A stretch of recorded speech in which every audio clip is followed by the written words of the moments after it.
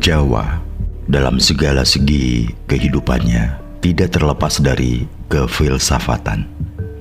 Bahkan dalam keseharian kehidupannya selalu dipenuhi oleh unsur-unsur filsafat. Lihat saja berbagai ungkapan yang ada selalu menunjukkan unsur-unsur filosofi hidup dan religiositas. Gusti Allah ora sare, ngono ya ngono, ning ojo koyo ngono, urip iki mung koyo wong mampir ngombe, dan sebagainya. Filosofis dan spiritualis merupakan perwatakan dasar ide manusia Jawa.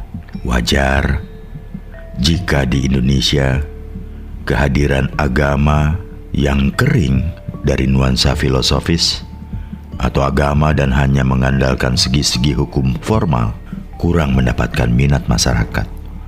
Bahkan sebagaimana nampak dalam sejarah pengembangan Islam di Nusantara, sebagian besar masyarakat sangat tertarik dengan sufisme filosofis. Pada kasus pengadilan dan jatuhnya vonis hukuman mati terhadap Syekh Siti Jenar, sebagaimana pernah terjadi pada kasus Al-Halaj, Suhrawardi, Ayan Al-Qudat Hamadani, termasuk Syekh Among Raga dan sebagainya.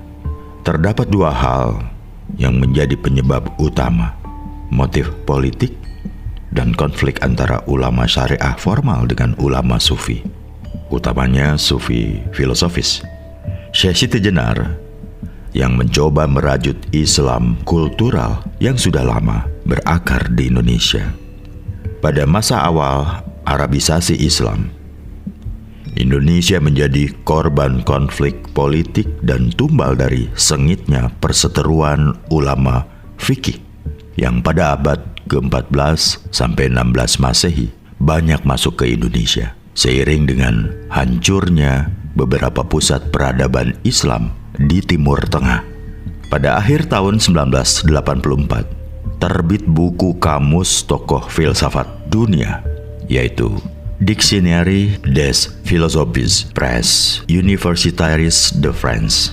Dalam kamus filsuf seluruh dunia tersebut, dari Indonesia tercatat 15 nama, yaitu Agus Salim, Mangkunegara IV, Paku Buwana IV, Rangga Warsita, Yasa Dipura, Noto Nagoro, Ali Syahbana, Ki Hajar Dewantara, Soekarno, Drijakara, Harjo Prakosa, Hamka, Natsir, Empu Kanwa, dan Empu Tantular.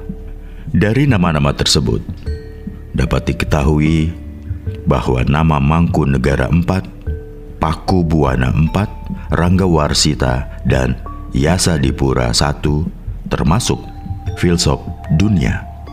Sementara dari karya-karya filsafat mereka, semuanya diambil berdasarkan ajaran Manunggaling Kawula Gusti Syekh Siti Jenar atau Serat Dewa Rucinya Yasa Dipura, Walangrehnya Paku Buwana IV, Serat Wirid Hidayat Jatinya Rangga Warsita, dan Wedatamanya Mangkunegara IV. Dengan demikian, sebenarnya diakui bahwa ajaran Syekh Siti Jenar merupakan ajaran agama yang mengandung akar filosofis dan mendunia.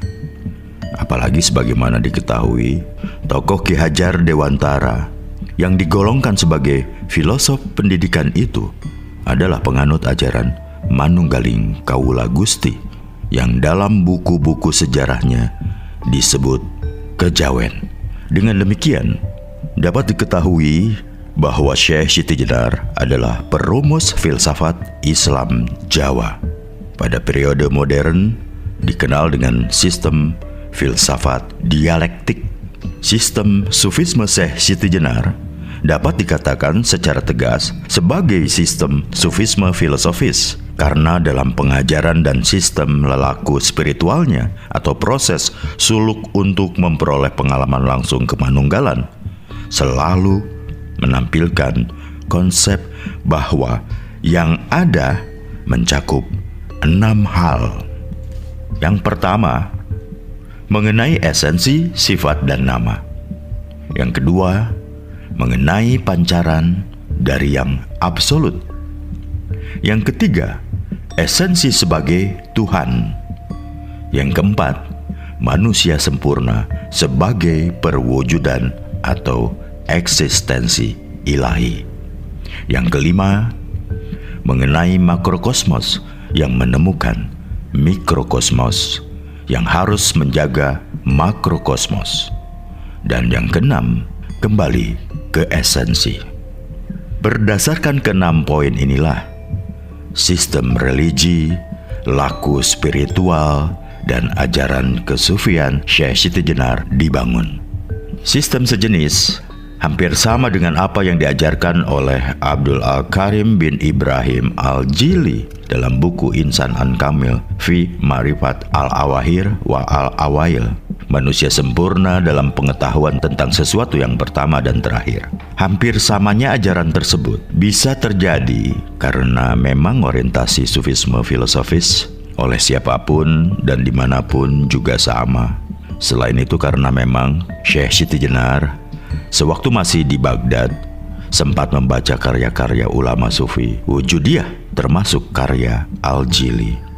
Syekh Siti Jenar dalam ajaran-ajarannya selalu mengamalkan eksistensi manusia sebagai Khalifatullah, di mana fungsi ini hanya akan dapat berjalan jika manusia menjadikan dirinya sebagai Al-Insan Al-Kamil. Manusia sempurna dalam konsepsi Syekh Siti Jenar adalah dia yang berhadapan dengan pencipta dan pada saat yang sama juga dengan makhluk lain. Manusia sempurna merupakan qurb atau asis, tempat segala sesuatu berkeliling dari mula hingga akhir. Oleh karena segala sesuatu menjadi ada, maka dia adalah satu atau wahid untuk selamanya.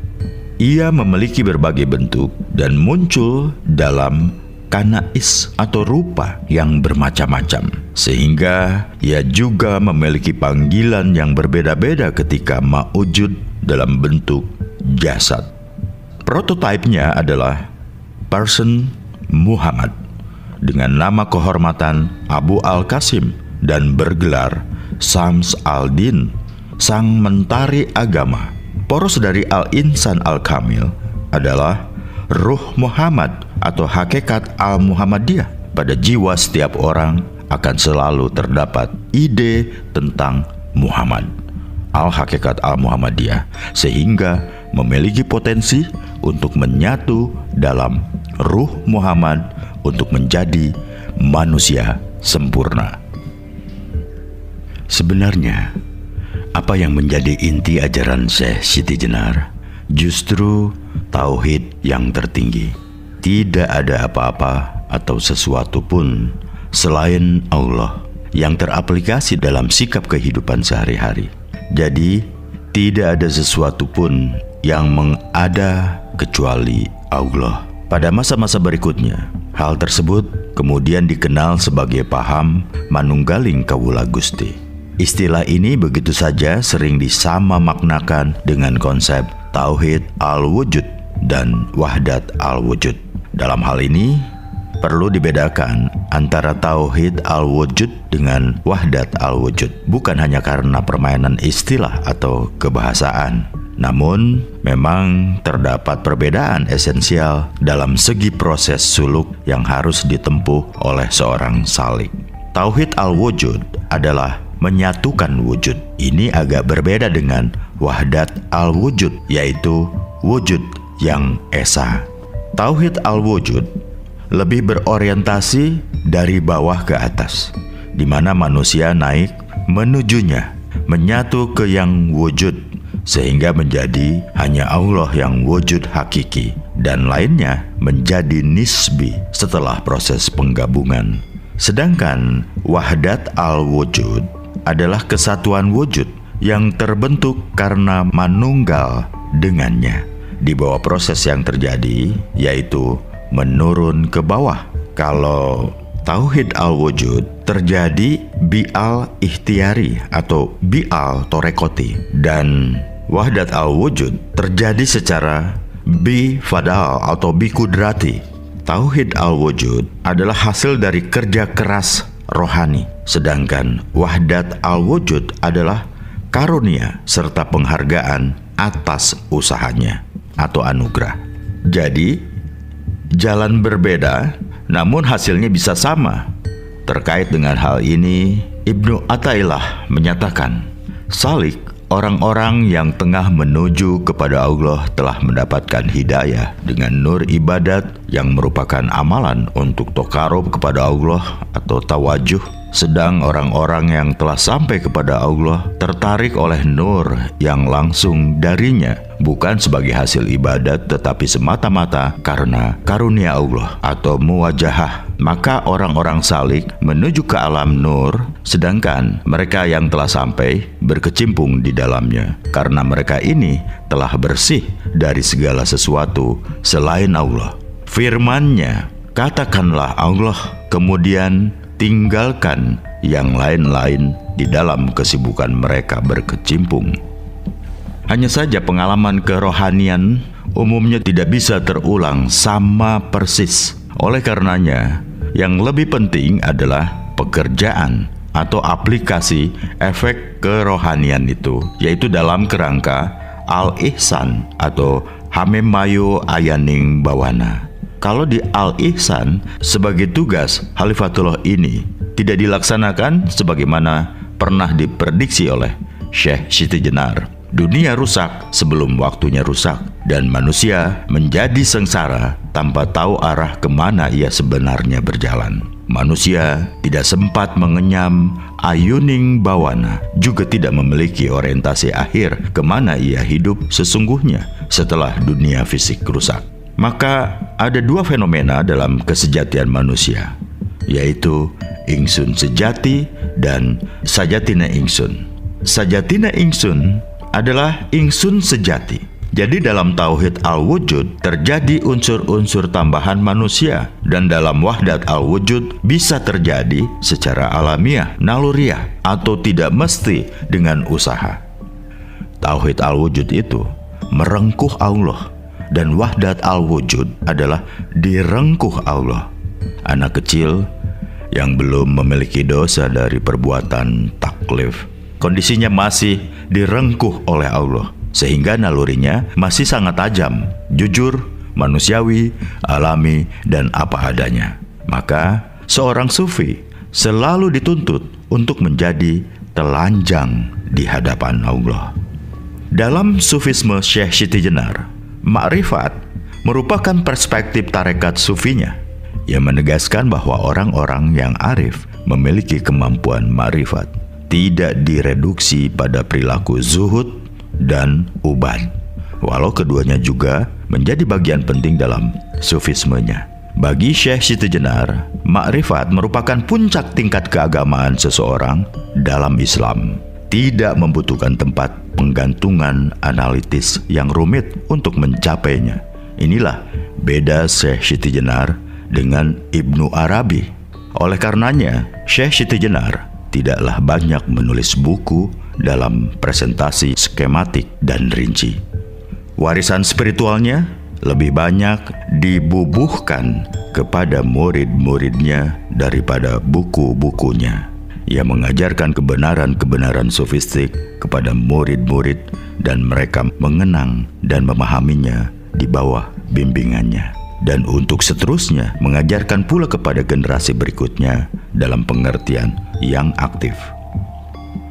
Wajar jika kemudian karena kekhawatiran akan hilangnya hasanah sufisme Syekh Siti Jenar, para pengamal dan penganutnya banyak yang menuliskan ajaran-ajaran itu dalam bentuk buku, walaupun sebagian memang mengalami proses degradasi dan reduksi, suatu hal yang wajar karena penulisannya sudah agak jauh dari sumber pengajaran. Sebagai bentuk aplikasi kemakrifatan Syekh Siti Jenar adalah hidup yang selalu dicurahkan kepada dua hal. Yang pertama adalah pencurahan hidup dalam profesi sebagai seorang pengajar tarekat sufi dengan cara berkelana di berbagai daerah. Kedua, hidupnya juga dicurahkan untuk pembelaan hak-hak masyarakat serta mengarahkan kehidupan mereka untuk selalu berdimensi kemakrifatan. Bahkan corak keberagamannya secara umum bersifat populis dan advokatif. Jadi dari hal itu nampak bahwa sebenarnya Syekh Siti Jenar sama sekali tidak menihilkan syariat. Hanya saja syariat diberikan maknanya secara lebih luas dan benar, yaitu sebagai jalan luas menuju Allah. Tidak direduksi hanya sebagai fikih. Dan bagi orang-orang yang sepertinya memang akhirnya perhatian terbesar sudah melebihi dari sekedar formalisme keagamaan. Keikhlasan dan keihsanan mereka menuju Allah lebih besar dari segala bentuk peribadatan formal apapun. Hal ini sejalan dengan pernyataan Ibnu Athaillah. Allah menghindarkan orang-orang yang menuju kepadanya dan juga menghindarkan orang-orang yang telah sampai kepadanya dari melihat atau mengagumi amal, ibadat, dan keadaan diri mereka. Kalau Tuhan bertindak demikian kepada orang-orang yang tengah menuju kepadanya karena mereka dalam amal ibadatnya belum dapat melaksanakan dengan ikhlas atau al-sidik menurut apa yang diperintahkan, dan juga terhadap orang-orang yang telah sampai kepadanya karena dia menjadikan mereka lupa pada amal mereka sendiri demi bersaksi kepada Allah, atau bisyuhudihi, yang artinya melampaui penyaksian langsung. Manusia sempurna adalah manusia yang sanggup berproses ke dalam kemanunggalan, sehingga manusia sempurna dalam dirinya berhadapan dengan semua individualisasi eksistensi. Dengan spiritualitasnya, ia berhadapan dengan individualisasi yang lebih tinggi. Dengan jasadnya, dia berhadapan dengan individualisasi yang lebih rendah. Hatinya bertemu dengan obor Tuhan, Al-Arsy. Jiwanya bertemu dengan pena atau kalam, dan rohnya berhadapan dengan Lauh Al-Mahfudz. Dalam bahasa Syekh Siti Jenar, jasadnya berada di alam kematian, sukmanya mengarah pada kehidupan sejati. Menurut Syekh Siti Jenar, sebagaimana pula menurut Al-Jili dan Ibnu Athaillah, walaupun hanya dalam dataran filosofis, manusia sempurna merupakan kopi atau nuskah Tuhan. Hal ini juga didasarkan pada pernyataan hadis bahwa Tuhan menciptakan Adam dalam bayangan dirinya. Demikian pula bahwa Al-Asma Al-Husna merupakan perwatakan yang harus disifati oleh manusia. Sehingga proses yang berlangsung setelah penciptaan substansi, maka Al-Asma Al-Husna dikonfrontasikan dengan sifat keadaman. Kediaannya, huwiyah, yang ilahi dikonfrontasikan dengan kediaan Adam. Keakuan ilahinya dikonfrontasikan dengan kesadaran aku Adam, dan esensi ilahinya dengan esensi Adam. Demikianlah, maka dari proses tersebut terkandung implikasi khususnya pada konteks Al-Insan Al-Kamil. Menurut Syekh Siti Jenar, nama esensial dan sifat ilahi pada dasarnya menjadi milik manusia sempurna oleh adanya hak fundamental, yaitu sebagai suatu keniscayaan yang inheren dalam esensi kemanusiaan. Sehingga dalam hal ini banyak pernyataan bahwa Tuhan berfungsi sebagai kaca atau mir'u bagi manusia. Demikian juga halnya bahwa manusia menjadi kaca tempat Tuhan melihat dirinya. Sebagai kaca yang dipakai seseorang melihat bentuk dirinya dan tidak bisa melihat dirinya itu tanpa adanya kaca tersebut. Maka demikianlah itulah halnya hubungan yang berlangsung antara Allah dengan Al-Insan Al-Kamil. Secara ringkas dapat dikemukakan bahwa manunggaling kawula Gusti terjadi karena sifat dan asma Allah menjadi hak fundamental bagi manusia sempurna. Hal ini memungkinkan manusia melakukan proses tasfiyat al-qulub wa tazkiyat al-nafs, menjadi makomat dan disiplin kuat menempuh laku spiritual. Dalam hal ini, perjalanan spiritual memang memerlukan kehendak yang kuat, karena mereka yang beruntung mendapatkan anugerahnya lebih sedikit dibandingkan mereka yang kurang beruntung. Bagi yang kurang beruntung, sangat dibutuhkan kemauan kuat dan disiplin laku yang tinggi agar mampu meraih hak-hak fundamentalnya sebagai manusia sempurna.